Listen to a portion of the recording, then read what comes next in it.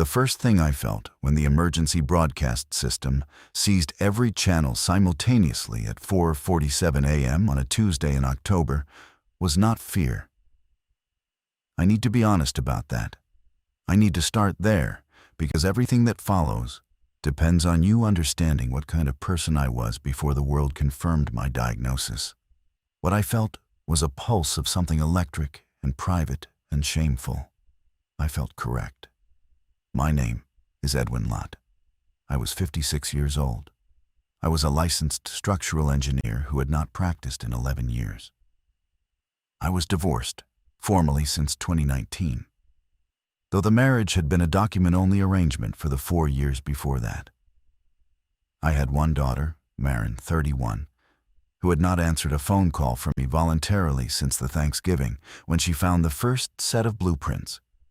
I had no friends in the conventional sense. I had suppliers. I had a rural mail carrier named Dale who left packages at the road because I asked him not to drive up the gravel. I had a message board identity, ground floor, through which I maintained relationships with 11 other people who believed, as I did, that systemic collapse was not a question of whether, but of when and what shape. 12 years. That is how long I'd been building, not continuously.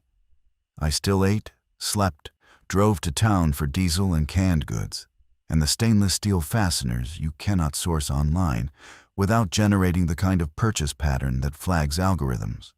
But 12 years as measured from the afternoon, I drove a rented excavator onto my 17-acre property in Polk County, Tennessee, and cut the first trench into the red clay shelf behind the tree line.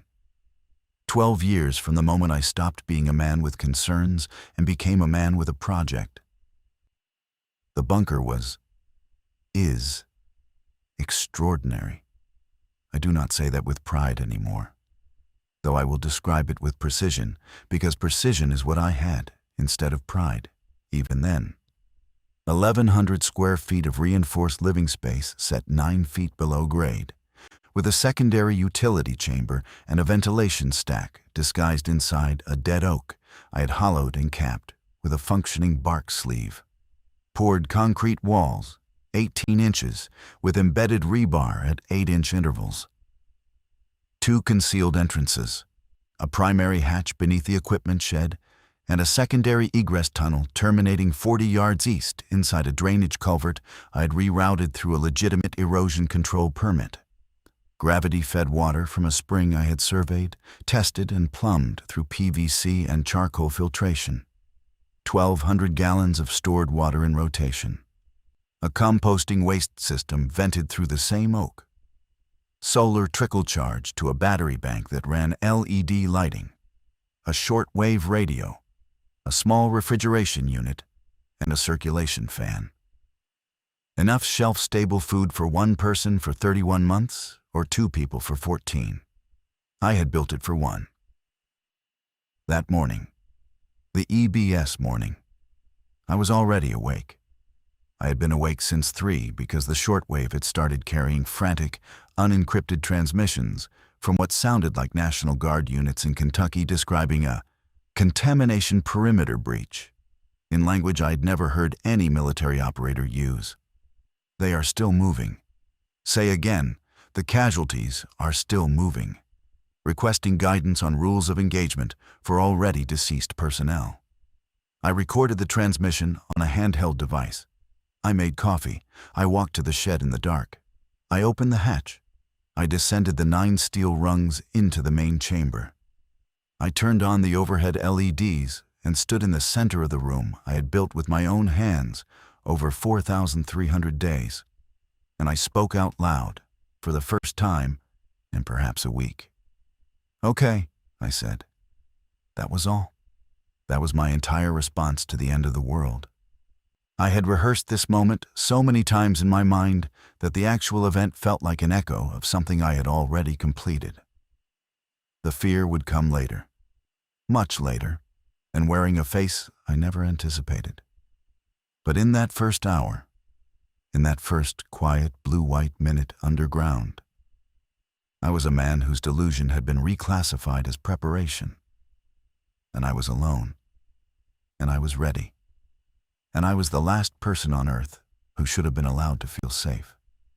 By noon, I had sealed the primary hatch from inside using the crossbar system I had welded from reclaimed railroad tie plates. The secondary egress remained accessible, but was rigged with a tripwire alert. Not explosive.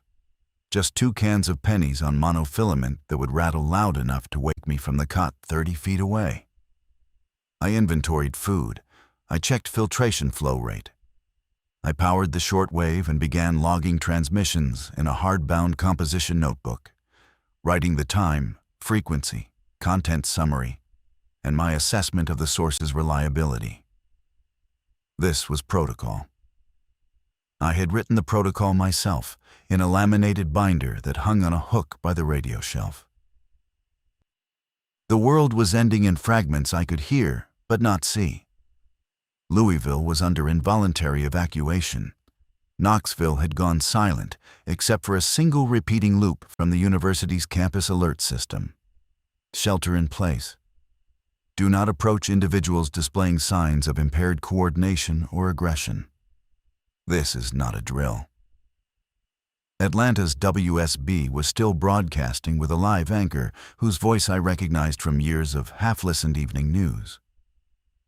She was describing military roadblocks on I-75, and then she stopped mid-sentence, and the feed cut to dead air, and did not return. I logged it all. Time, 12:47, PM station, WSB 750 AM. Event, anchor interruption. Status, signal lost. Assessment, likely overrun or evacuated. I felt organized. I felt purposeful. I felt like the loneliest man in the world, which was functionally identical to how I had felt every day for the last decade. So it registered as continuity rather than crisis. At 2:15 p.m., Dale's truck came up the gravel road. I knew the sound. A 2004 Ford Ranger with a misfiring cylinder that produced a distinctive triple-knock rhythm at low speed. I had not expected Dale. The mail did not run on this day of the week. I was underground, so I activated the closed-circuit camera I had mounted inside a birdhouse on the equipment shed's eave. The monitor was a 7-inch black-and-white screen bolted above the radio shelf.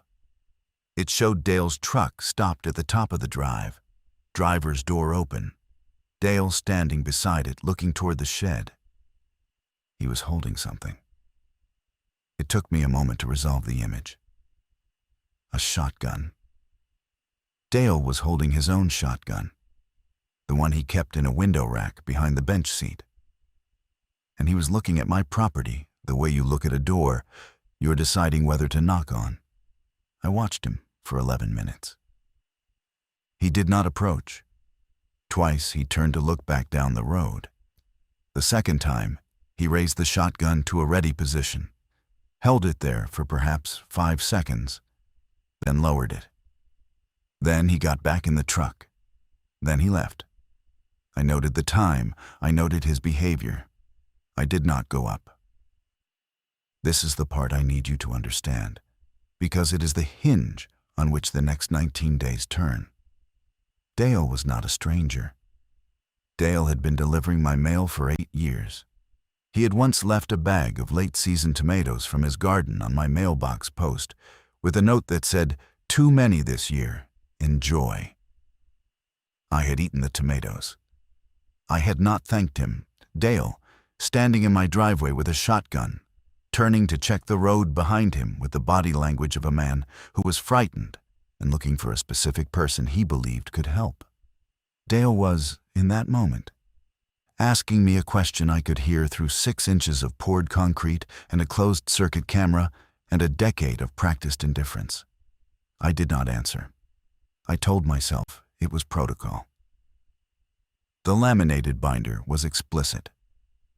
No surface contact in the first 72 hours. No exceptions. Observation only. I had written that rule during a calm afternoon 3 years earlier, sitting at this same desk, and it had felt like wisdom. It still felt like wisdom at 2:26 p.m. on day 1. It would not feel like wisdom for much longer. But I did not know that yet.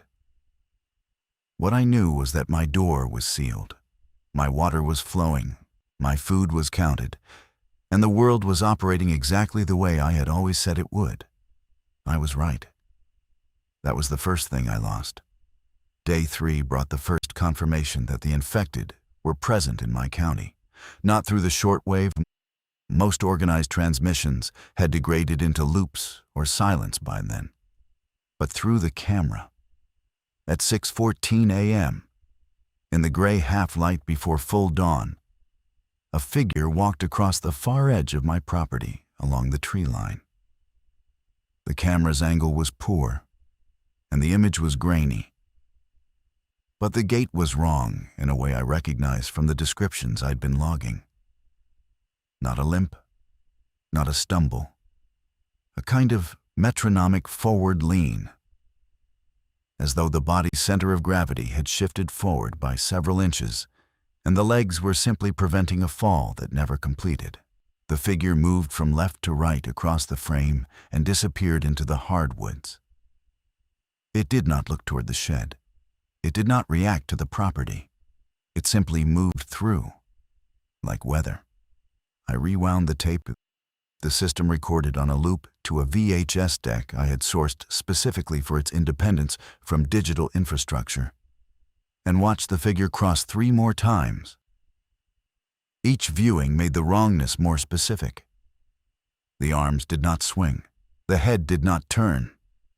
The body moved with a consistency that living bodies do not maintain over uneven ground. A living person crossing that terrain would adjust, hesitate, look down. This figure processed the ground beneath it without acknowledgement, the way a wheel processes road. I logged it. I did not go up. On day 4, I heard gunfire for the first time. Not close. Perhaps 2 miles east, where the Harmon family had a cattle operation. A cluster of shots, then silence, then a single shot that sounded different from the others, heavier, more deliberate. I noted the time and the likely direction and the probable weapon calibers. And I sat in my chair, and I listened to the silence that followed, and I did absolutely nothing. On day 5, my daughter called. The cell phone should not have worked underground. It did not normally. But I had installed a signal repeater, a small antenna on the roof of the equipment shed connected by coaxial cable to an amplifier in the bunker, specifically because I had imagined, during construction, that the scenario in which I needed to be underground might also be a scenario in which someone might call me. I had imagined that someone as Marin, specifically. The system was imperfect. It dropped calls. It added static. But at 9:40 p.m. on day 5, my phone lit up with her name, and I answered before the first ring completed. "Dad?" Her voice was compressed and strange through the repeater's distortion, but it was her. "Dad, are you there?" "I'm here." "Where is here? Are you at the property?" "I'm at the property. I'm safe. Where are you?" "Chattanooga. I'm at the hospital." A pause I could not interpret. "I'm not hurt. I'm working. I've been working for 5 days straight." "Dad, they're not letting us leave." "Who's not letting you leave?" "National Guard. They've cordoned the hospital. We have patients and we have the other kind. And they won't let anyone out. They say it's containment protocol." "How many staff?" 19, down from 60. Another pause. "Dad, I called because I need to ask you something, and I need you to actually hear it." "I hear you." "I have 2 people, a nurse named Gia and an EMT named Solomon. If I can get them out of the cordon, can they come to you?" The question landed in my chest like a physical weight. Not can I come to you. Can they come to you? She was not asking for herself. She was triaging from inside a locked perimeter. And even in extremis, What she needed from me was not my presence, but my square footage. How would they get here? Solomon has a vehicle staged outside the cordon. I have a route for them. I've been watching the guard rotations, Dad. Can they come? Yes, I said, and the word came out before the protocol binder could intercept it. Yes, send them. She gave me descriptions, an estimated arrival window, and a sentence I will carry until I stop carrying anything. Thank you. I have to go. I love you. Don't wait for me. The call dropped. I sat in the blue-white light and understood that my bunker, built for one, had just become a commitment to 3. They arrived on day 7, 11 hours past Marin's estimated window. I had spent those 11 hours in a state of focus so rigid it resembled calm. I checked the camera every 4 minutes. I charged the cell repeater. I rearranged the food stores to calculate a 3-person duration and arrived at 9 months with rationing, which I further adjusted to 8 months because I did not know these people's caloric needs and assumed they would be higher than mine. I moved my cot against the far wall and laid out 2 sleeping mats I had stored vacuum-sealed for exactly this kind of contingency.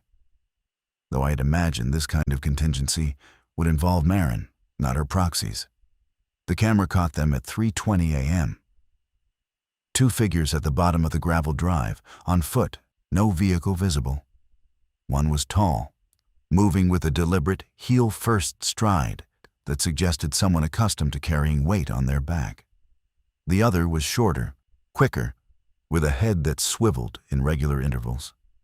Checking flanks. They stopped at the shed. The tall one, Solomon, I would learn, raised both hands above his head and held them there. A surrender posture, a declaration of non-threat aimed at whoever might be watching from a position he could not see. I went up. The hatch opened onto cool October air, carrying the smell of wood smoke from some distant fire I had not been able to identify. Solomon was 34, broad across the shoulders, with close-cut hair and a scar that ran from his left ear to the corner of his jaw. He was carrying a canvas duffel and a trauma bag with the Erlanger Hospital logo. Gia was 28, Filipino-American, compact, with her hair pulled back so tightly it stretched the skin at her temples. She was carrying a backpack and a 4-foot steel pry bar. "Mr. Lott," Solomon said.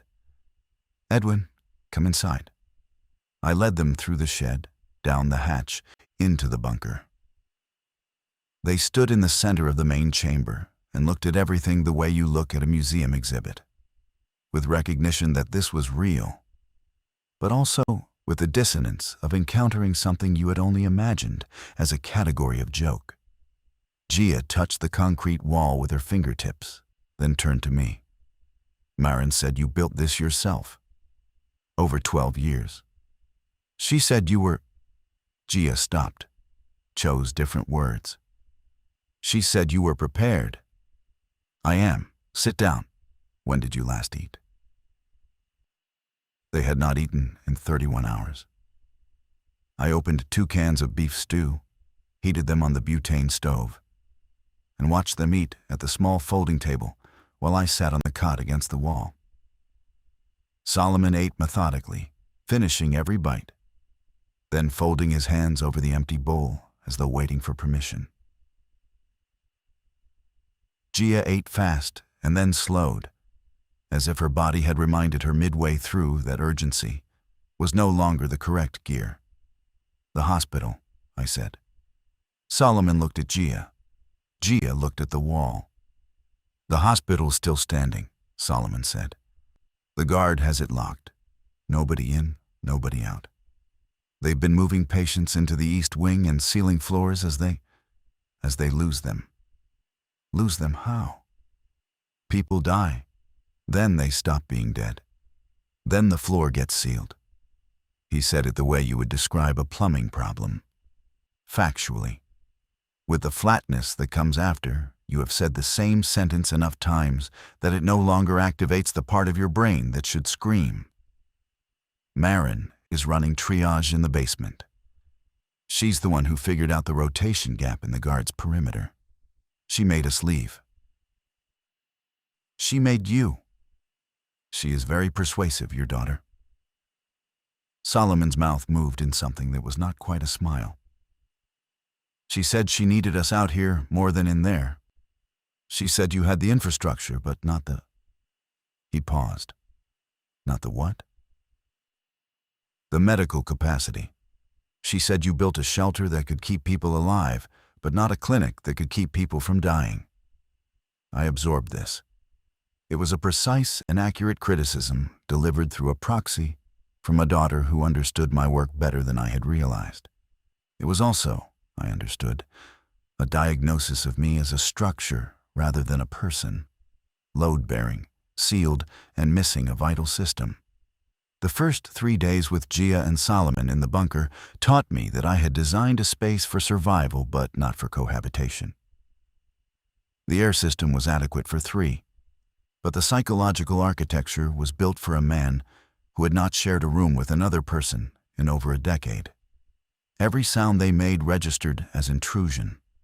Solomon snored, a low, rhythmic drone that penetrated my earplugs and sat in my teeth.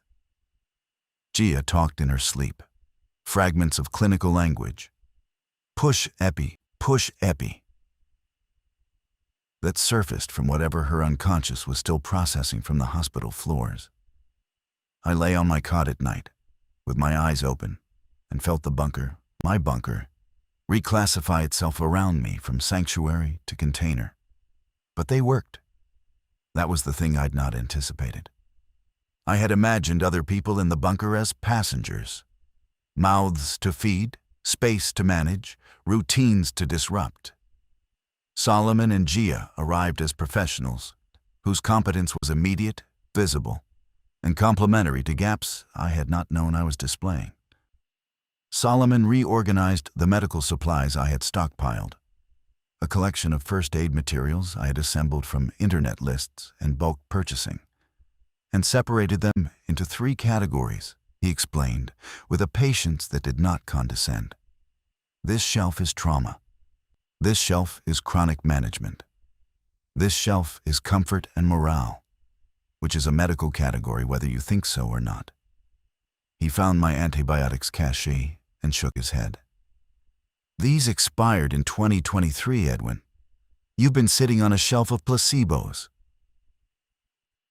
Gia assessed the water system and found a microfracture in the filtration housing that had been introducing unfiltered spring water into the supply at a rate I had not detected. She fixed it with epoxy and a section of bicycle inner tube from my repair kit, then showed me the turbidity test she ran with a flashlight and a glass jar. "Your water has been marginal for months, maybe longer. You've been lucky. Lucky is not a system." I wanted to argue. I wanted to say that I had tested the water, that I had maintained the system, that 12 years of engineering did not reduce to lucky. But I looked at the glass jar and the beam of light passing through it, and I could see the particulate matter suspended in what I had been drinking every day. And I said nothing, because the evidence was in the jar, and my pride was not a counter-argument. On the 10th day since the broadcast, the 3rd day of 3-person occupancy, I made a decision that the protocol binder did not address. I took the binder off its hook, sat at the table with Solomon and Gia, and opened it. "This is my operating manual," I said. "I wrote every page. Some of it is wrong. I need you to tell me which parts." Solomon read it cover to cover in 40 minutes. Gia read the medical section, the water section, and the security section. Then they sat across from me, and we went through it page by page. And they marked what held and what didn't. And I felt something I had not felt since the early years of engineering practice. The specific, disorienting relief of having your work reviewed by people who are qualified to find your mistakes. Solomon circled the 72-hour no-contact rule. This one almost killed your mail carrier. You don't know that. Marin told us about Dale. She said he was your only neighbor who checked on you.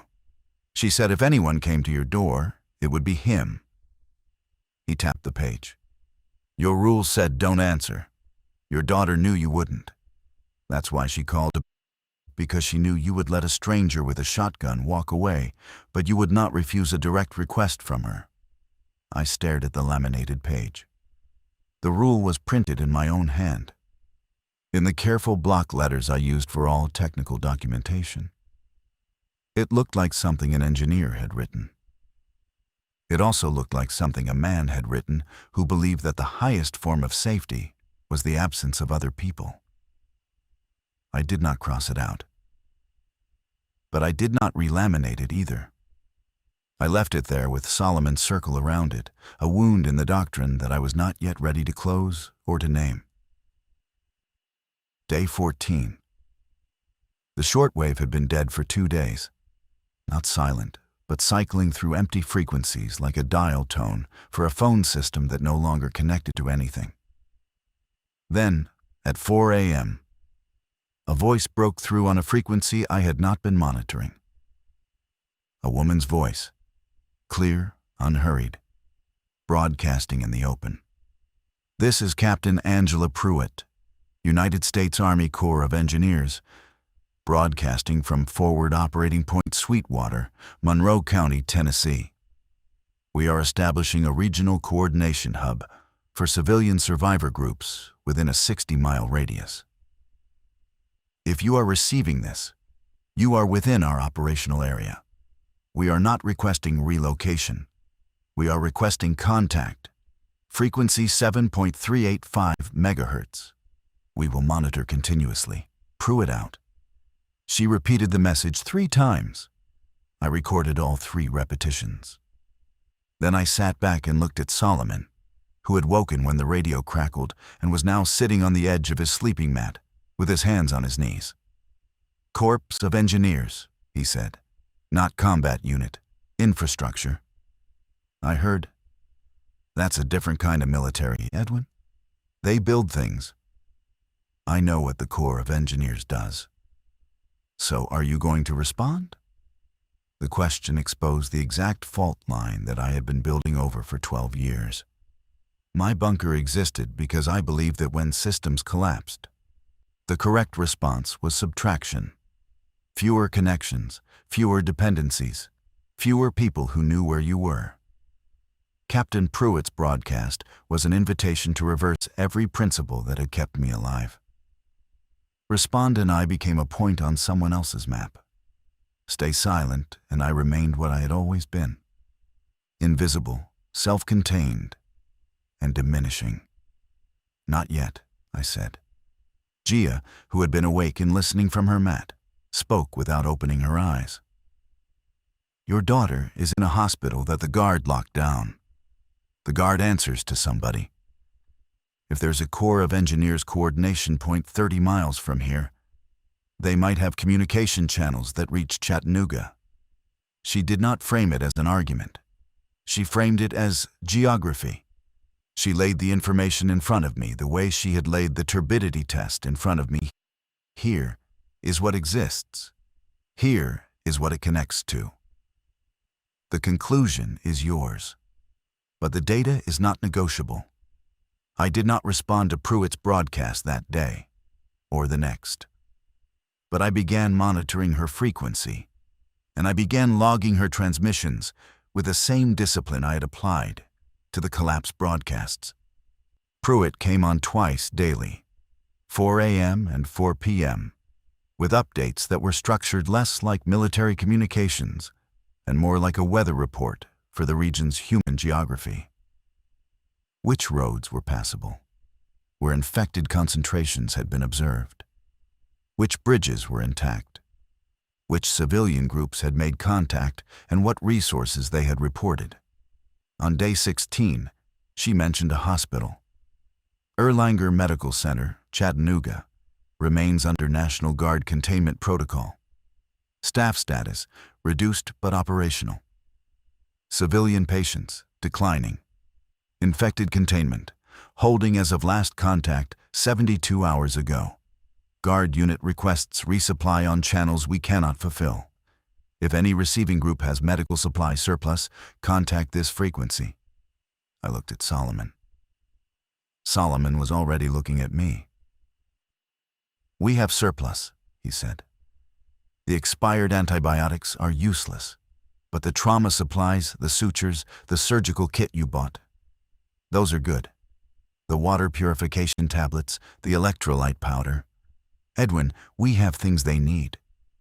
And Marin is in that building. I sat with this for 9 minutes. I counted them on the clock above the radio shelf, a wind-up analog clock I had chosen specifically because it did not require electricity and could not be silenced. 9 minutes during which I weighed 12 years of construction against the sound of my daughter's voice saying, "Don't wait for me," which I had interpreted as permission to remain sealed and now understood, with the specific clarity of a man whose self-deception has been given a deadline, as a command to do exactly what I was about to do. I keyed the microphone. Forward Operating Point Sweetwater. This is a civilian position in Polk County. Structural engineer and 2 medical professionals. We have supplies. We need information about Erlanger. How do I reach you? Pruitt's response came in 11 seconds. She had been waiting.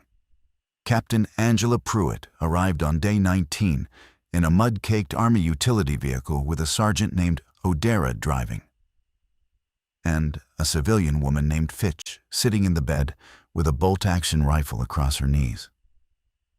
I watched their approach on the camera for 12 minutes before going up to meet them. And in those 12 minutes, I performed a kind of private funeral for the version of myself that had believed the bunker's primary function was concealment. The moment I had transmitted, that version died. I was now a man with coordinates. Pruitt was not what I expected.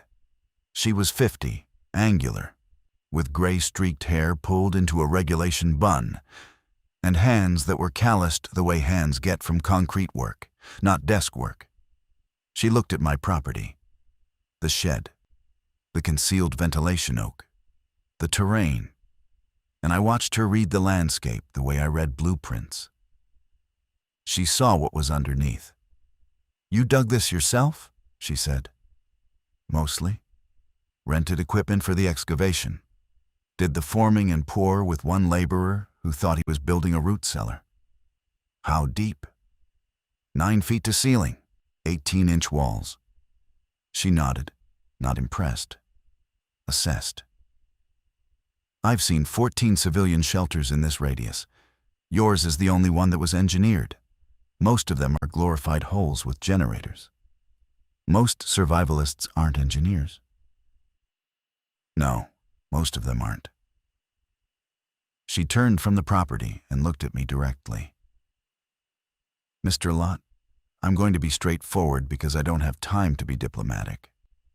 I have a coordination network covering 11 civilian positions, a forward operating point with 19 military personnel, and a communication link to 3 other regional nodes, including the one managing the Chattanooga corridor. I can get information about your daughter. I can probably get a message to her. What I need from you is not your bunker. Then what? Your head. I have survivors in structures that are failing. Root cellars flooding. Basements with no ventilation. A church group that sealed themselves in a gymnasium with propane heaters and nearly asphyxiated last week. I need someone who can look at a building and tell me whether it will kill the people inside it before the infected do." Solomon and Gia had come up by then and were standing behind me. I could feel Solomon's attention like a hand on my shoulder, though he had not touched me. This was the moment. I see it now, with the clarity that retrospect provides and experience denies, when the bunker stopped being my project and became my credential. Pruitt was not interested in my 1,100 square feet. She was interested in the knowledge that had produced them, and she was proposing to extract that knowledge from the hole I had put it in and apply it across a region. I built this place so I would never have to leave it, I said. I understand that. If I go with you to assess structures, I'm on the surface. I'm exposed. I'm at risk in exactly the way this bunker was designed to eliminate. Yes. And if I don't go, people die in buildings that could have been fixed. Also, yes. But I'm not here to guilt you, Mr. Lott. I'm here to trade. You assess structures for my network. I get you a communication channel to Erlanger. Your medical team, she nodded towards Solomon and Gia, gets integrated into my supply chain, which means your expired antibiotics get replaced with functional ones, and your food stores get supplemented. This is not charity. This is an exchange between a fixed position and a mobile network, and both sides are weaker without it. Fitch, the civilian in the truck bed, had not spoken or moved. But she was watching the tree line with the rifle in a ready position that told me she had been doing this, providing overwatch during Pruitt's recruitment visits, long enough that it had become posture rather than performance. I'll assess 3 structures, I said. Then we revisit. Pruitt extended her hand. I shook it. Her grip was exactly what her hands promised. The grip of a person who had spent decades making things that other people stood on. Behind me, the hatch to my bunker was still open. I did not go back down to close it.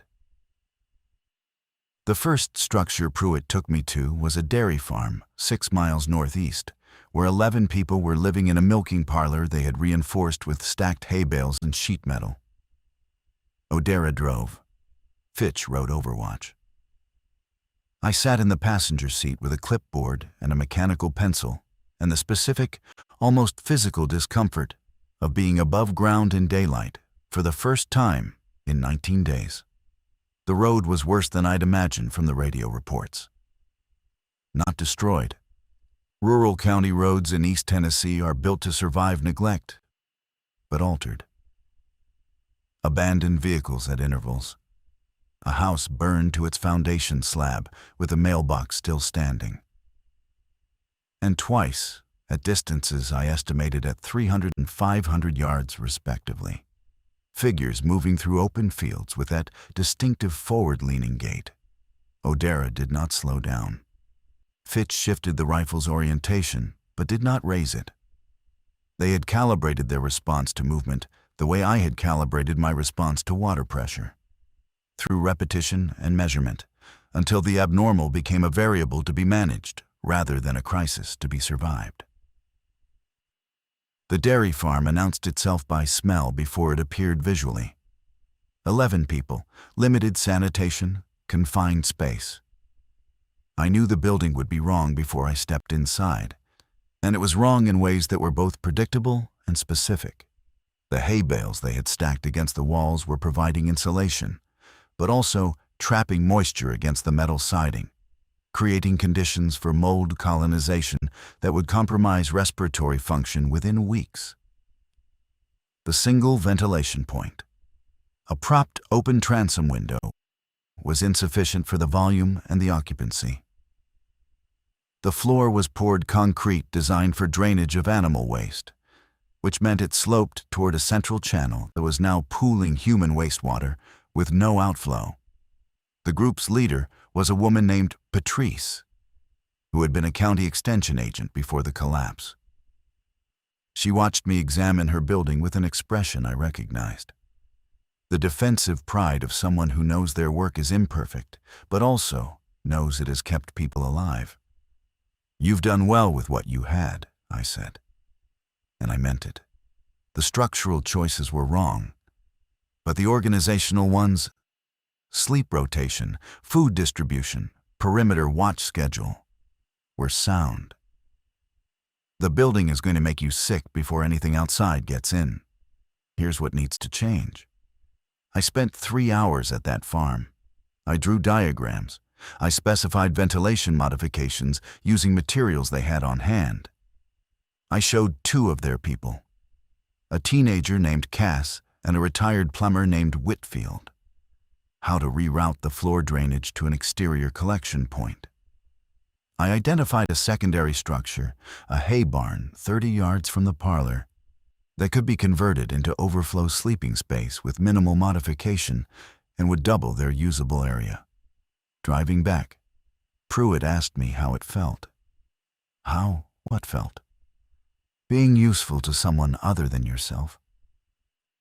I did not answer immediately because the honest answer was complicated and the simple answer was insufficient. What I felt was not satisfaction. It was something closer to recognition. The experience of seeing my own knowledge applied at a scale beyond one and discovering that it functioned. That it had always been designed to function at that scale, and I had been the one constraining it. It felt like doing my job, I said. When was the last time you did your job? 11 years ago. Why did you stop? Because I decided the world was going to end, and I needed to prepare. And now it's ended. Yes. And you're doing your job again. She said it without inflection, but the observation landed with a precision that Pruitt either intended or could not help. I had stopped being an engineer in order to become a survivalist. The collapse had arrived and immediately demanded that I become an engineer again. The bunker had been the intermission. The work was the work. I looked out the window at the Tennessee hills, green gold in late October light, and I saw them not as terrain to be survived, but as a landscape full of structures that were trying to kill the people sheltering inside them. I had the knowledge to prevent that. The knowledge was not mine to bury. I assessed 9 structures in the first week of surface work. Each one presented a different failure mode, and each failure mode taught me something the bunker had not. The bunker had taught me to engineer for perfection in a closed system. These structures taught me to engineer for adequacy in systems I could not close. A school cafeteria where 23 people had barricaded themselves using gymnasium bleachers, structurally redundant but ventilation starved.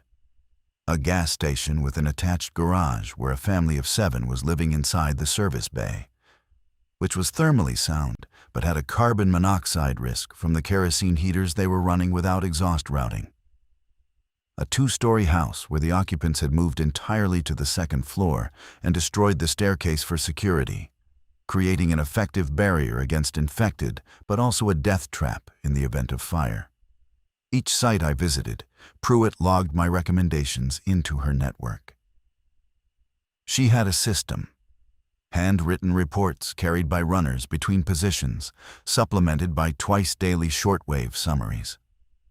The network was low technology and labor-intensive, and it worked because it was built on a principle my bunker had rejected. That information shared across multiple positions was more survivable than information hoarded in one. On day 26, Pruitt made good on her end of the exchange. She handed me a handwritten transcript of a communication relayed through her network from the Chattanooga corridor node. Erlanger Stable, Guard Perimeter Holding, Staff 14, Dr. Lott Operational. Requests, surgical sutures, broad-spectrum antibiotics, saline. Message personal. Tell my father I know he came up. I read it 4 times. Tell my father I know he came up. She knew. Through whatever chain of communication had carried this message across 60 miles of collapsed infrastructure, Marin knew that I had left the bunker, that I was above ground, that I was doing something other than sitting in my concrete room with my laminated binder and my composition notebook.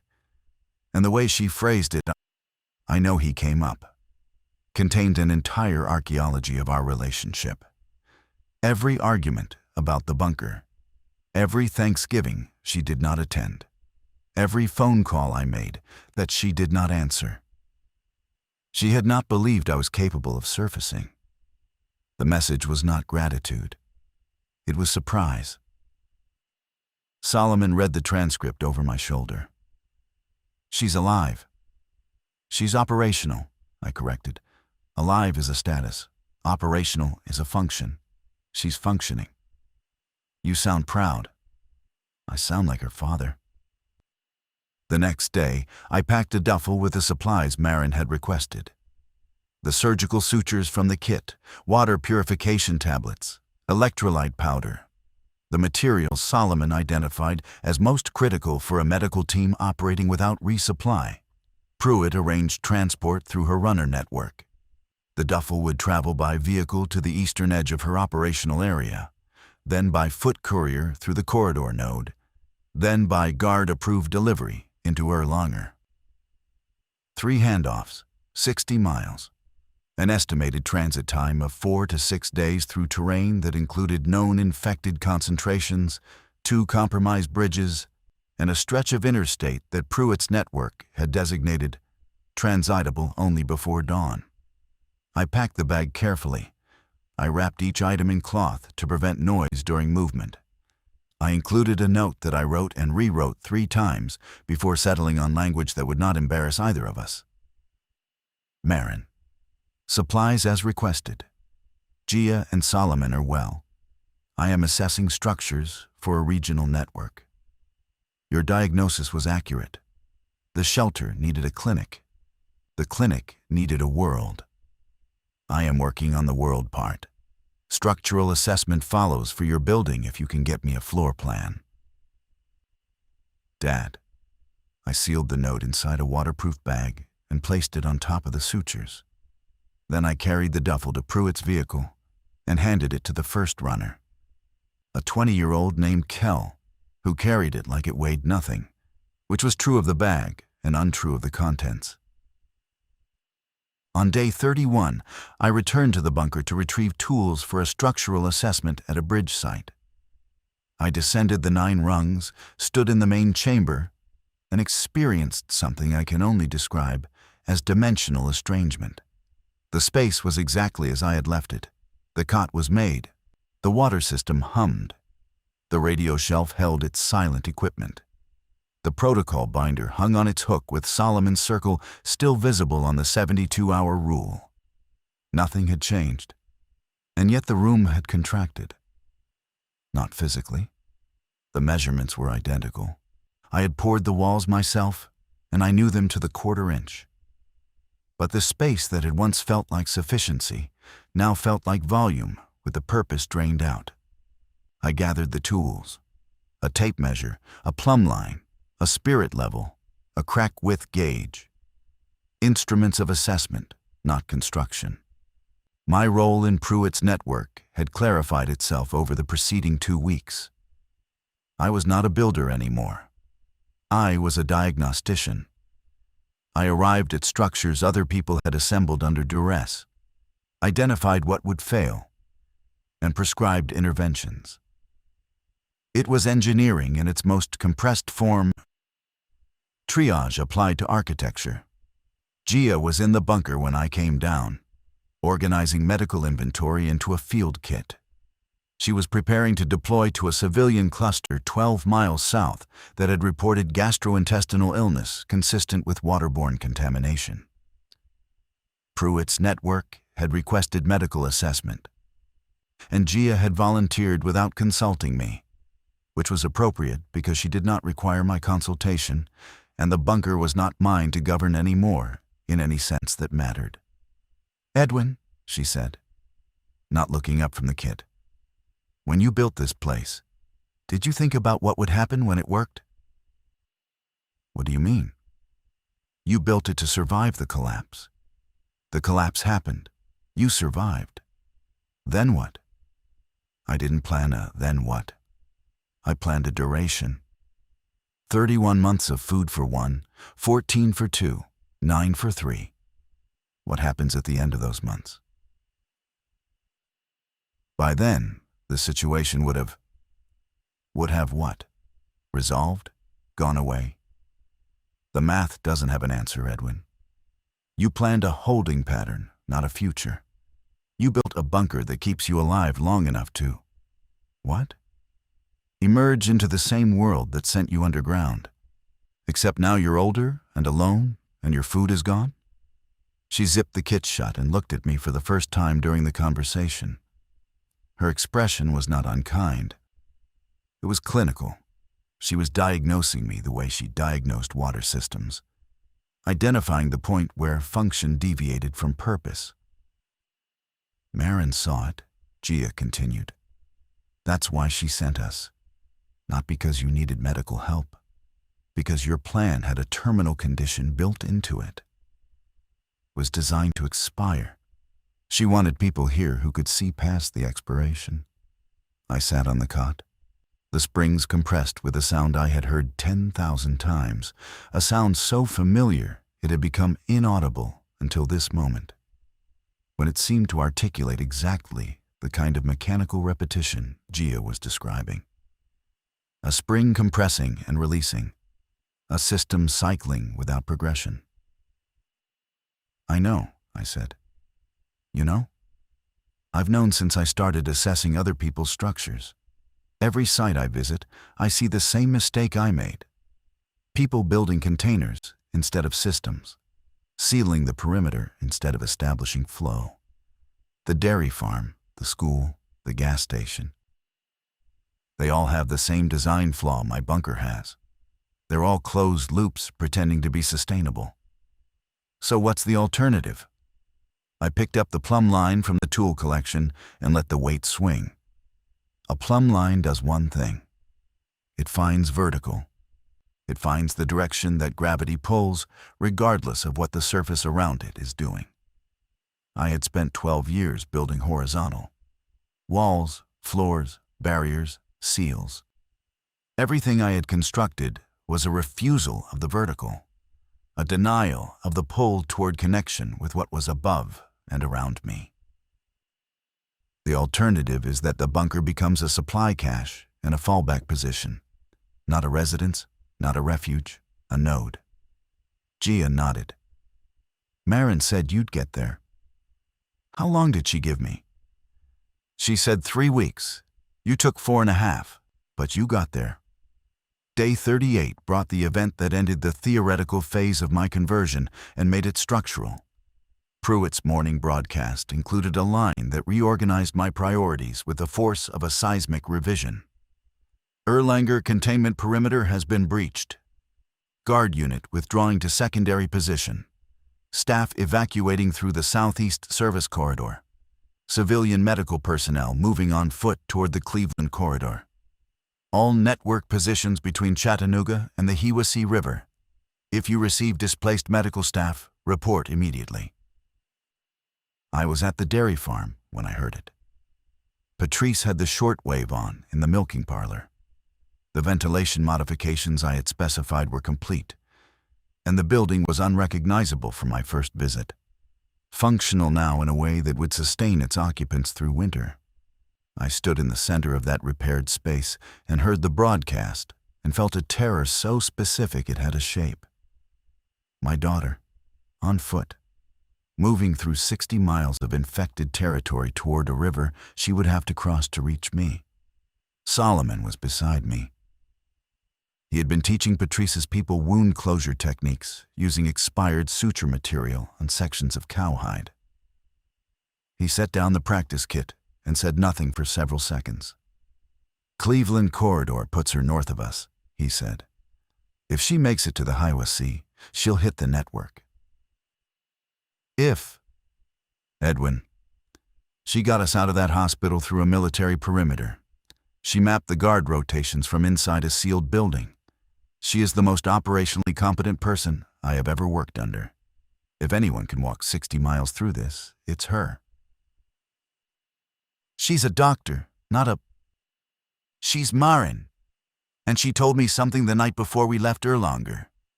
She said, my father built a place that could survive anything except being needed. Go make it needed before I get there. She planned for this, Edwin. Not this specific event, but this category of event. She knew the hospital would fall. She pre-positioned us because she intended to come to you, and she needed the bunker to be something other than a tomb when she arrived. I absorbed this standing in a milking parlor that smelled of hay and antiseptic, surrounded by 11 people whose building I had repaired. And I understood for the first time that Marin had been engineering my situation from inside her own crisis. She had sent Solomon and Gia not just as medical capacity, but as catalysts. People whose competence and proximity would force me to open the hatch, revise the protocol, answer Pruitt's broadcast, surface into the world. My daughter had been building a structure of her own, one made not of concrete, but of human decisions, arranged in a sequence designed to produce a specific outcome. Me, above ground, integrated into a network, reachable. I had spent 12 years engineering a bunker.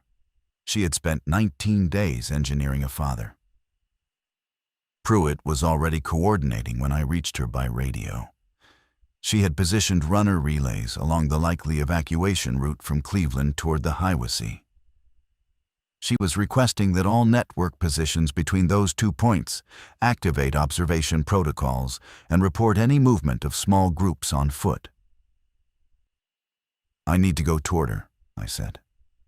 "No," Pruitt said. "You need to stay in the network and do your job. If she's moving towards you, the best thing you can do is make sure the infrastructure between here and there can support her transit.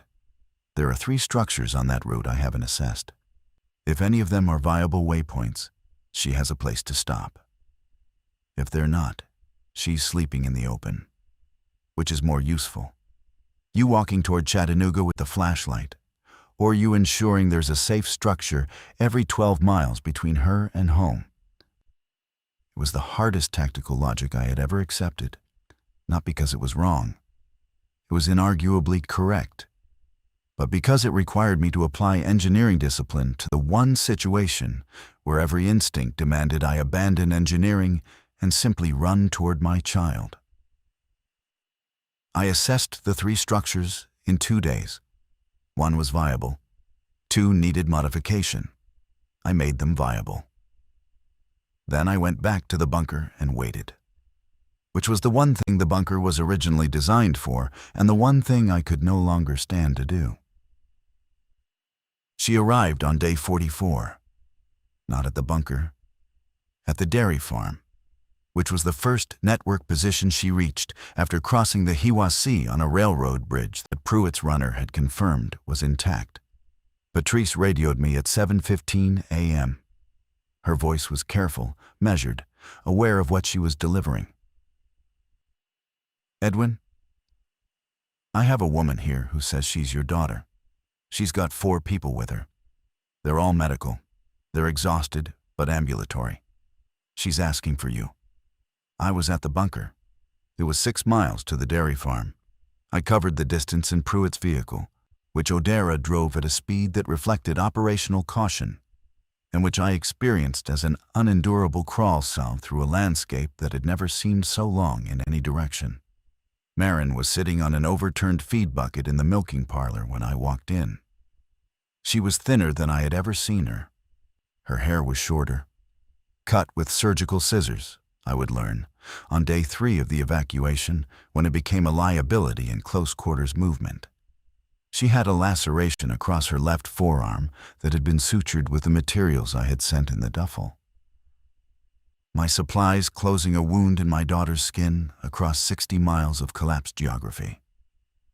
She looked up at me, and I looked at her, and neither of us moved for a duration I cannot accurately report because I was not measuring time. I was standing inside it. "You came up," she said. "You told me to. I told you not to wait." "I didn't. I worked." She stood. She crossed the distance between us. She put her arms around me, and I put my arms around her. And I held my daughter for the first time now in 6 years in a milking parlor that smelled of hay and the antiseptic that Solomon had taught these 2 people to make from grain alcohol and filtered water. And I understood that the bunker had never been the structure that mattered. The structure that mattered was this: the series of decisions made by multiple people across weeks and miles that had arranged 2 human beings in the same room at the same time. Engineering at its most fundamental: load, path, connection.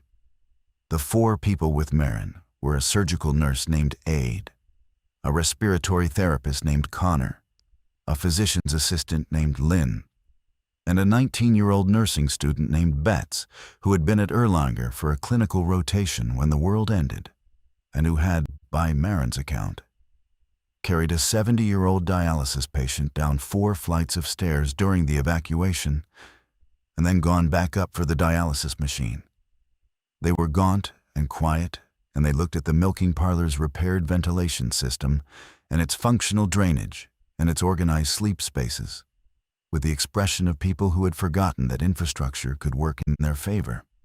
Marin assessed the facility with the same diagnostic eye I had been applying to structures across the network. She noted the modifications. She identified my hand in them. The ventilation routing, the drainage solution, the material choices. "Dad, did you fix this building?" I assessed it. Patrice's people did the labor. "You've been doing this for other buildings?" 9 so far. Pruitt's network. She was quiet for a moment. Then she said something that rearranged the internal architecture of our 6-year silence with the efficiency of a structural revision. "You know, when I was growing up, I used to watch you design buildings that other people would live in. Schools, clinics, municipal buildings. You were good at it. Then you stopped and started building a hole for yourself. I've spent the last 10 years angry about that. I thought you chose the hole over the world." "I did. I know. But you came back up, and the hole is still there. And it's useful, and the world is still here, and you're useful in it. I can work with that." It was not forgiveness. It was an engineering assessment. The structure is flawed. The foundation is compromised. But the load-bearing elements are intact, and the building can be modified to serve. From my daughter, this was the most generous diagnosis I could have received. By day 60, the bunker had become what I told Gia it would become: a supply cache, a communications relay point, a fallback shelter rated for short-duration occupancy during surface threats, and the central node of a structural assessment program that covered 23 civilian positions across a 40-mile radius. I no longer slept in it. I slept at the dairy farm, which Marin had converted into a field clinic that served the network's medical needs, or at whatever assessment site I was working when darkness made travel inadvisable. Solomon and Gia operated as a mobile medical team, rotating between network positions on a schedule Pruitt coordinated. Marin ran the clinic. Aid, Connor, Lynn, and Betts integrated into the medical rotation with the fluidity of professionals who had spent the worst month of human history learning to work in any conditions with any materials. Patrice managed the dairy farm's daily operations with an administrative competence that made me realize she had been wasted as an extension agent. She was a logistician born into the wrong era, now arrived in the right one. I assessed structures. That was my function, and I performed it with a focus that felt less like professional duty and more like penance. Though penance implies guilt, and what I felt was not guilt, but correction. Each building I entered and evaluated and prescribed modifications for was an act of reversal. For 12 years I had taken engineering knowledge and buried it in a private hole. Now I was extracting it and distributing it across a landscape that needed it. And the process felt like the opposite of digging, not excavation but dissemination, not depth but spread. The structures taught me. A church basement in Reliance, where 40 people were sheltering behind a single entry choke point that would become a death corridor if the infected found it.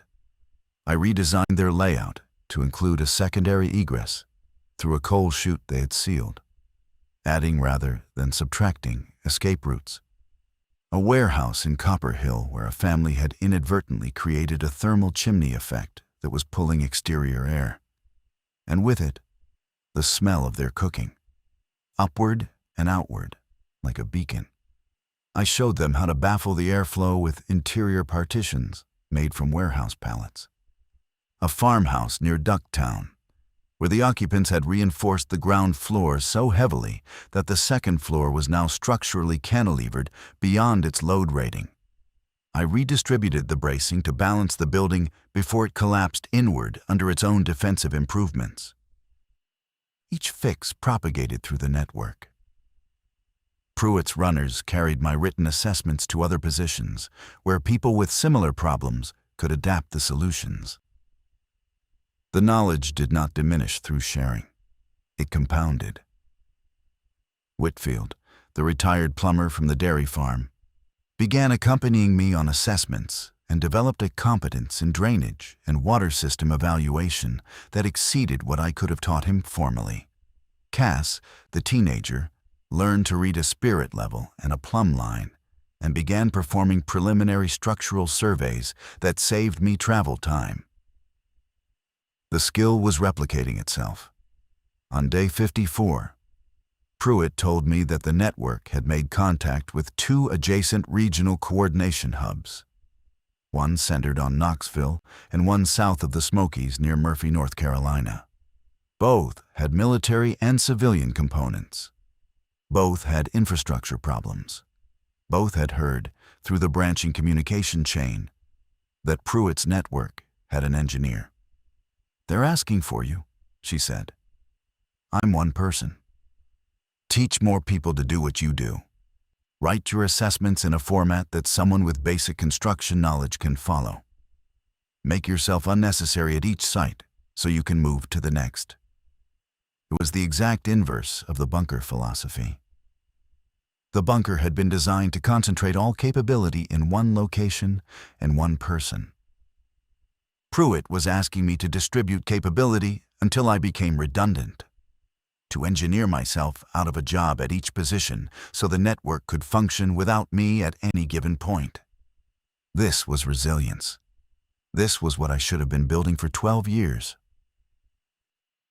"I'll need paper," I said. "Lots of paper. And someone who can copy documents by hand accurately. Betts has excellent handwriting. Then let's start writing." On day 73, I made a trip to the bunker that I knew would be my last as a resident in any psychological sense. I descended the 9 rungs. They felt archaeological now, like entering a dig site of my own former mind. And I stood in the main chamber and I conducted a final inventory, not of supplies, which were tracked on a shared ledger Gia maintained, an inventory of decisions. Here is the table where I logged radio transmissions while the world collapsed, and I did not help. Here is the camera monitor where I watched Dale stand in my driveway with a shotgun and a question, and I chose the protocol over the person.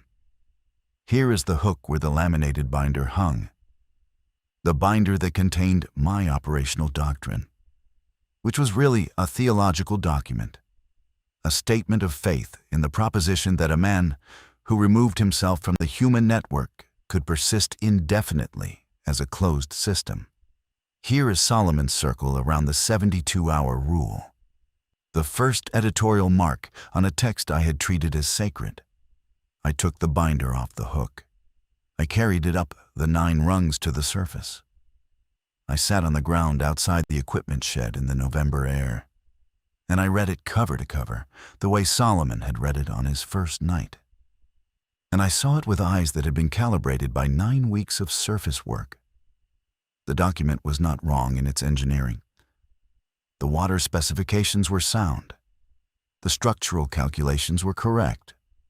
The ventilation design was elegant. But the operating philosophy that organized those technical elements was a blueprint for extinction, a system designed to sustain one heartbeat for as long as possible, while the world that gave that heartbeat meaning was abandoned. I did not destroy the binder. That would have been symbolic, and I was done with symbols. I revised it. I sat with a mechanical pencil, and I went through every page, and I rewrote the doctrine. Where it said no contact, I wrote contact protocol. Assess, verify, integrate.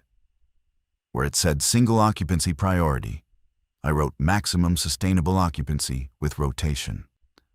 Where it said information quarantine, I wrote information distribution via network relay. Where it said duration, 31 months, I wrote duration. Indefinite, contingent on network function. I was still writing when Marin found me. She had walked the 6 miles from the dairy farm, which she sometimes did when the weather allowed, partly for exercise, and partly, I believe, to visit the property where she had grown up, and from which she had extracted herself when the bunker project consumed what remained of our relationship. She sat beside me on the ground. She did not ask what I was doing. She could see the binder. She could see the revisions. She watched me write for several minutes, then reached over and turned to a page near the back. A page I had titled Contingency, Total Network Failure. The original text read, "In the event of complete external system collapse, seal both entrances and revert to single occupancy protocol. Duration calculation restarts at current inventory levels." Marin read it.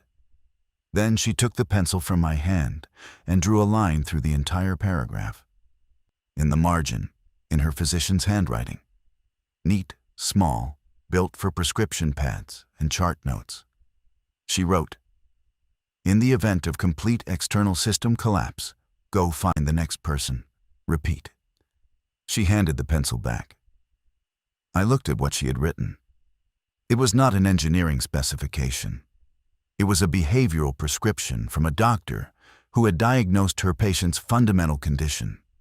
Not paranoia, not isolationism, but the belief that the correct response to systemic failure was to subtract yourself from the system.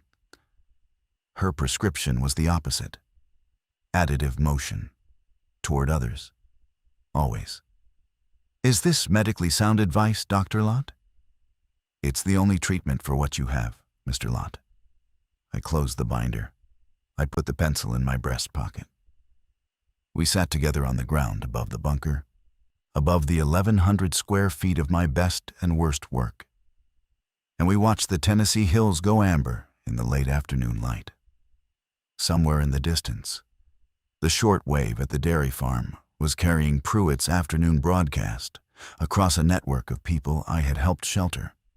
The bunker was beneath us, sealed and supplied and functional and empty. It was the most useful it had ever been. I built a bunker because I believed the world would end, and I wanted to be the last man standing. The world ended, and I was the last man standing. And it was exactly as worthless as anyone with a functioning emotional architecture could have predicted. What saved me was not the concrete or the water filtration or the 31 months of canned provisions. What saved me was a daughter who engineered my rescue from inside her own catastrophe. A stranger who circled my worst rule with a pencil. A captain who traded information for competence. And a network of imperfect shelters that needed the one thing I had buried underground for 12 years. The knowledge of how to make a building hold. I still inspect the bunker weekly. I descend the 9 rungs, check the water flow, confirm the ventilation, note the inventory. It takes 11 minutes. Then I come back up. The binder hangs on its hook in the equipment shed now, revised and unlaminated, open to anyone who wants to read it. The last page, in my daughter's handwriting, is the only protocol that matters. Go find the next person. Repeat.